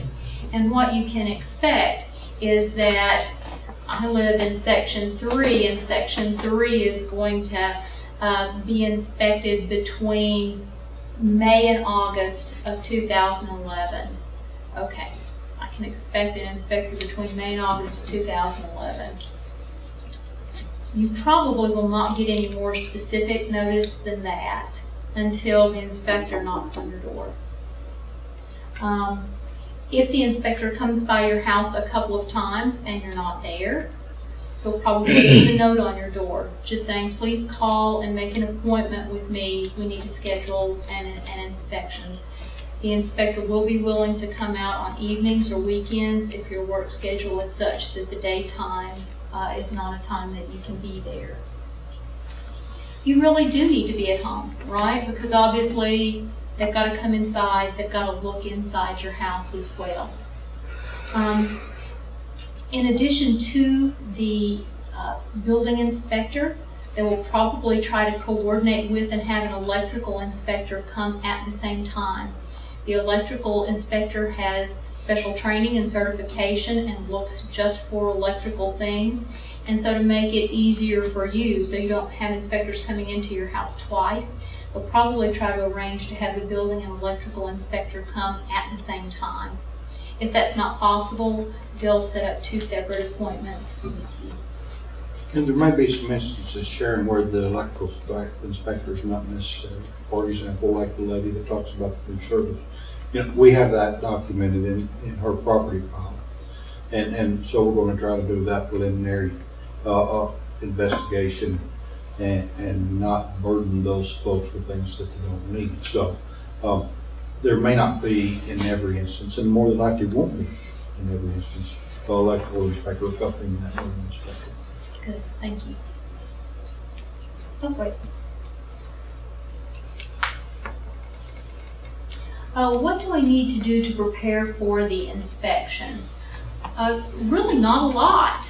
If you do have a dog, you may want to make sure that your dog is in a controlled place or any sort of potentially threatening pet, so that the inspector feels comfortable. I see you smiling. So that the inspector feels comfortable coming in. Here's a Sharon says and not an anybody else says, okay? The inspector, I said, is not the beauty police, and they're also not the cleanliness police. But everybody's influenced by what they see. So if your house is an absolute junky mess, and they can't even see the electrical outlets because everything's just a path through the middle, it's probably going to, whether they realize it or not, kind of impact a little bit the judgments they're making about things as you walk through your house. So this is not what the inspector said, but this is what I'm saying, because I know people are influenced by the things they actually see. So if your house is a little bit messy, you might want to start cleaning up just a little bit. It doesn't have to be mama clean, but you might want to start tidying up just a little bit now, so that the inspector is paying attention to the things the inspector wants to pay attention to. What will the inspection be like? Well, they're going to look at the inside, the outside, the outbuildings, and the property. They may or may not go in your attic or your basement. If they've seen a reason they need to, they will. Likely there will be, maybe there will be 2 inspectors. So let's change that likely to possibly there will be 2 inspectors. They'll make notes and take pictures. They may talk to you about what they're seeing, especially if they have safety concerns. They're not going to hold those back. If they have noted even one violation at your house, they will leave you a violation notice. Okay, it's a standard part of the procedure. And the violation notice looks something like this.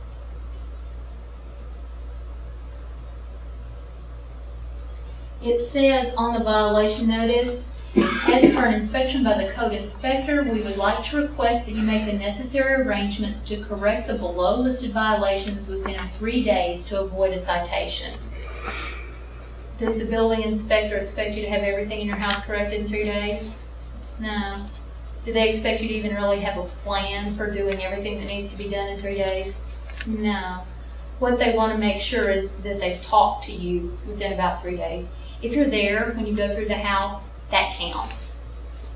If it happens that they haven't caught you at home, they haven't caught you at home, they've left the note, and even after leaving the note you haven't called them, they may eventually come out and look around the outside of the property and just leave this notice on the door because they don't have any other option.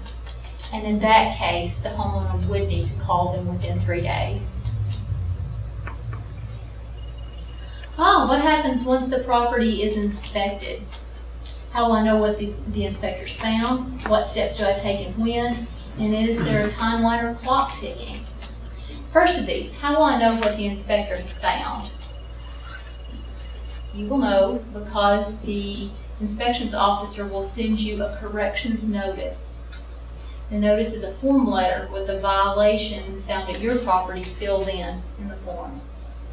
Each violation lists a quote from the International Property Maintenance Code. A description of the violation is then listed in all caps. The letter also has form language about your responsibilities, the penalties, and your rights. And I want us to take a few minutes and look at that correction notice so you can know what to expect to see.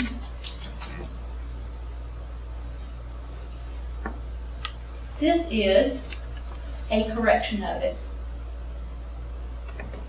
This is the correction notice on the house that the Uppertown Heritage, the Midtown Alliance of Neighbors rehabbed last year over on Martin Luther King. You'll see at the beginning some sort of general language explaining what they're doing, and then they jump right into those descriptions from the Property Maintenance Code. They give the section of the code, PM 302.3, sidewalks and driveways, and this language comes directly from the code. All sidewalks, driveways, stairs, parking spaces, and similar areas shall be kept in a proper state of repair and maintained, free from hazardous conditions.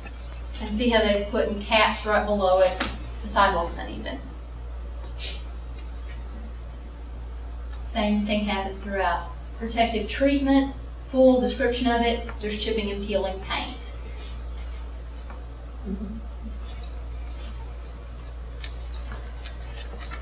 When you get this corrections notice, it is absolutely normal to feel overwhelmed.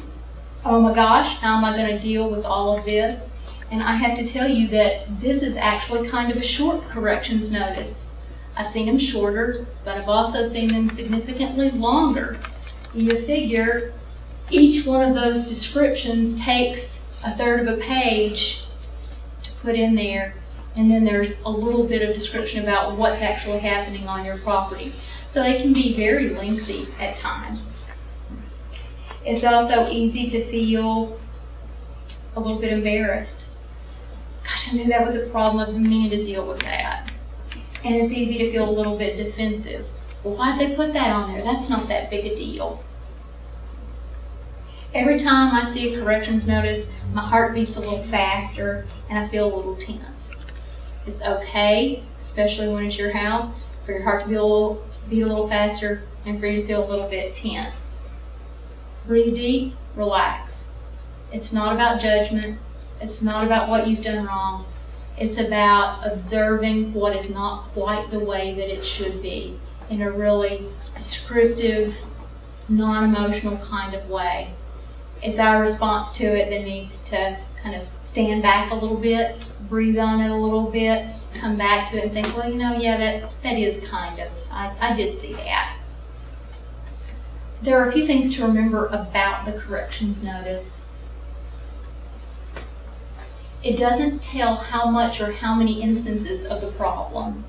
If you have one cracked pane of glass, that section from the Property Maintenance Code is going to take up a big section, and there's going to be a description of cracked panes of glass. If you have 5 broken out windows, it's going to take up the same amount of space in the correction notice. Something that is a small thing like a pane of glass may take up the same amount of space on the page as a serious problem. A wall that's been eaten away by termites and needs to be totally rebuilt looks the same size in the correction notice. It doesn't indicate how serious the problem is. These things in this correction notice are not listed in order of importance. They are listed in the order that the section appears in the Property Maintenance Code. So the first one is the lowest number, the second one is the second highest number in the Property Maintenance Code, and you'll see the numbers counting up as you go. So the most important thing that you really need to work on the most may be 3 pages in.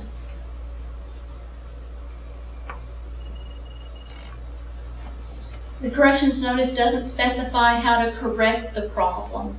That's something that you as the homeowner work on, take a little bit of time to think about and plan. It's something that you can use the inspector as a resource to help you figure out the most cost-efficient or the most satisfactory way to do it. It may not include some of the beauty items that really bother you.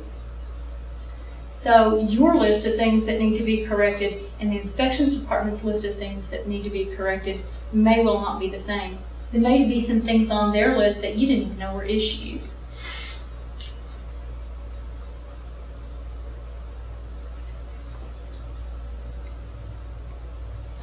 There's one other section of the corrections notice that we need to look at together. It's the rights, responsibilities, and penalties section. The language is pretty stiff and forbidding. It's a form letter. It's very legalistic. It lays out what could happen. And it's really intended for the people who are going to ignore the corrections notice.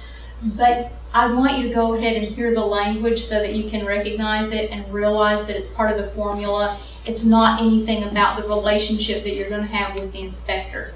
That's going to be a one-on-one personal relationship, not the kind of real formal stuff you see here.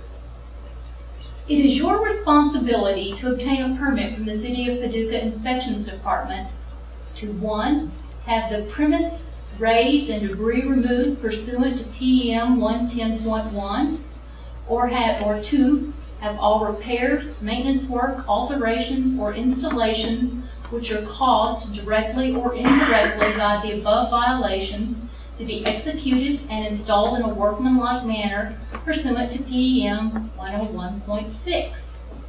You are hereby ordered to contact the inspection department within 3 days of the date this notice was issued. If you fail to comply with this notice within the specified time, a citation may be issued levying the civil penalties per violation per day and take the necessary steps to correct the violations pursuant to PM 108.1.1. Furthermore, it shall be unlawful, and this one's kind of a good protection for folks, this following part. Furthermore, it shall be unlawful to sell, transfer, mortgage, lease, or otherwise dispose of the premise to another party unless the receiving party acknowledges receipt of this order and gives written notice to this office of fully accepting the responsibility of this order. The first part of that, well, you all know what it meant, right? You can tear your house down, or you can get this all fixed within 3 days. And this last part I really kind of like, because I can see how in some situations somebody getting an inspection note, a correction notice, just might not want to deal with it. Well, let's just sell the property to somebody else. You can't sell it unless the party you're selling it to knows that there's a correction notice against the property. They've got to know and accept the burden of the correction notice being against the property. You have the right to appeal this notice. A hearing by the Nuisance Code Enforcement Board will be granted provided that within 7 days of the date this notice was served, you have filed a written petition containing a request for such a hearing and a statement of the grounds pursuant to Section 4240. You may submit your written petition to this office, the City of Paducah Inspections Department. I'm glad that there is the ability to appeal, but when you go in front of this appeal board, you would only go if you didn't think that something that was in the corrections notice actually needed to be corrected. Gosh, it says there's a broken window. I don't have a broken window anywhere on my house. Gosh, it says the paint's peeling. I don't have peeling paint anywhere on my house. When you go in front of the appeal board, you're going to say, this part of the correction notice isn't accurate. It's not right. You're not really going in front of them to say, well, yeah, the paint's peeling, but here's why. That's not really what they want to hear, because the code is the code and gotta meet the code. Does that make sense?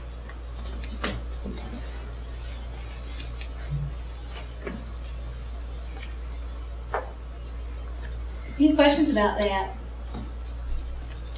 I think the correction notice it's a tough thing to look at initially. But once you stand back and you look at it and you just realize this is a series of things to work through, it's not so terrible. Yeah, well, when Merle first came by a long time ago, 5 years ago, I did all the work that he told me to do. Now it's all needs to be done again. That was 5 whole years ago. I know. That's why it's called a maintenance code. Dang, we didn't want to hear that. No, I don't want to hear it.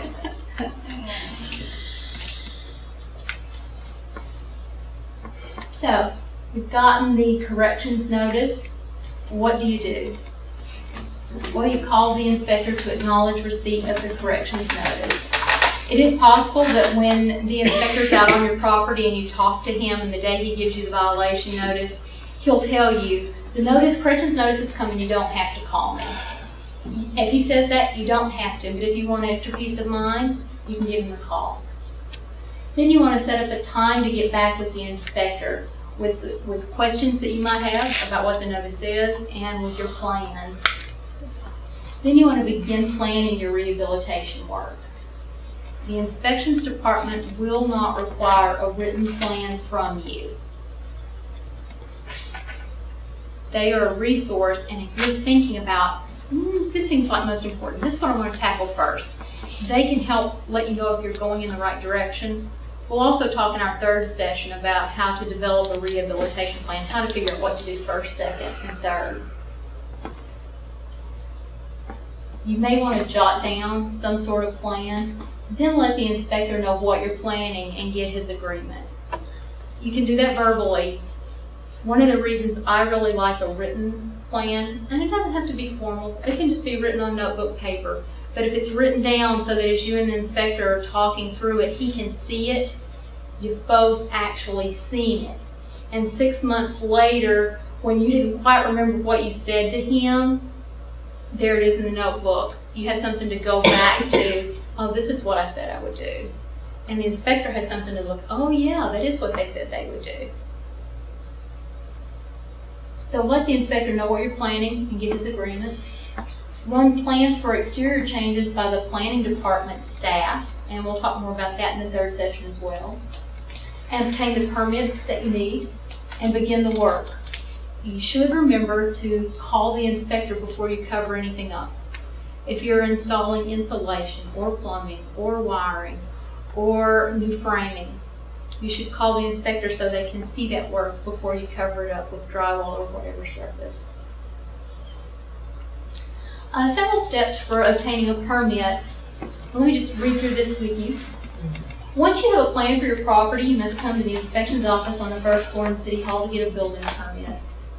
This is excellent news, my friends. Permit fees are generally waived for homeowners who live in this area. If you had to pay for permit fees, it's generally about $100 for every $25,000 worth of work. So they're not incredibly high anyway, but you all won't have to pay anything. You must get a permit for all work that's listed on a corrections notice, even if it's work like painting that you wouldn't normally need a permit for. If you're hiring a general contractor to organize and complete all the work on your house, he will usually purchase the permit, but you'll want to discuss that with them because somebody has to. If you're hiring a contractor just for one job, if you're hiring an electrician or a plumber or a carpenter to do some work, you'll need to discuss with them who will obtain the permit. It's your responsibility to make sure that one is gotten. Usually saves you a few bucks if you go down and buy the permit. Before you come to obtain the permit, you should check with your contractor to make sure that he is licensed and insured. If he is not a licensed and insured contractor, you will not be able to get a permit. Yeah, boy.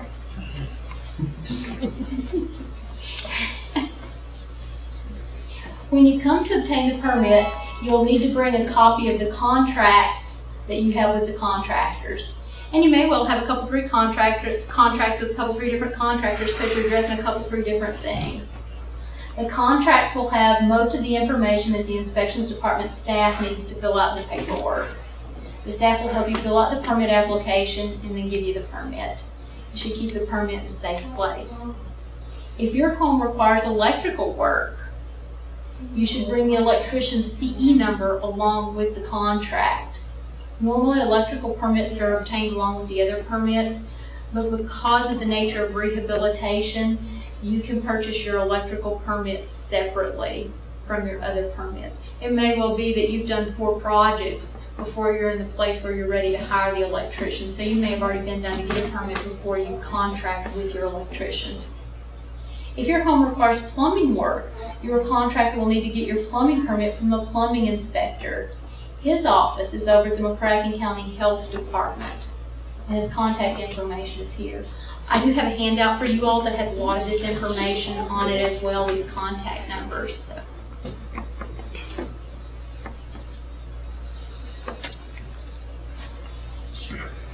Homeowners are allowed to complete electrical and plumbing work on the homes where they reside. If you have any real do-it-yourselfers here, homeowners are allowed to complete electrical and plumbing work on the homes where they reside. Any work must be permitted and must be done in a workmanlike manner and must pass all the standard tests. It's not the kind of stuff you want to take on unless you're ready to educate yourself. To get a permit, if you're doing some or all of the work yourself rather than hiring a contractor, and this is any kind of work, you should try to establish the value of the work you're doing as best as possible. Maybe going from a materials list or an estimate you got from another contractor before you decided to do it yourself. If you're doing the work yourself, you'll also be asked to sign a workers' compensation affidavit at the inspections office, but you don't need to take anything additional with you. All property maintenance permits are 60-day permits. You know the project's going to take you 7 months by the time, or 2 years by the time you do this one, save up a little more money, do this one, tackle this one. You know it's going to take more than 60 days. 60-day permits are what they issue.